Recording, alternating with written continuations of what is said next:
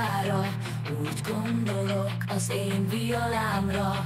Stépán Gábor katonája vagyok, legszebb katonája.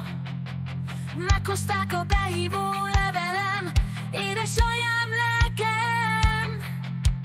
Ne sírasson olyan keservesen, amiért CH-ra kell mennem. A GHK gondot visel rám, Stépán Gábor lesz az édesapám. Stépán Gábor katonája vagyok, legszebb katonája.